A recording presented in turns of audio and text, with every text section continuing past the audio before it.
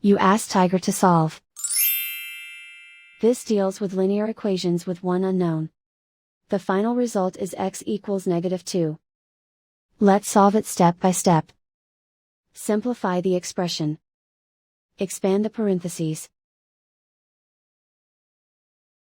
Multiply the coefficients. Simplify the arithmetic. Group all x terms on the left side of the equation. Subtract 12x from both sides. Group like terms. Simplify the arithmetic. Group like terms. Simplify the arithmetic. Group all constants on the right side of the equation. Add 5 to both sides.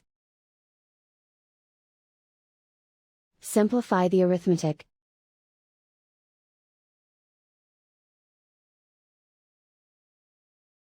Isolate the x. Divide both sides by -10. Cancel out the negatives. Simplify the fraction.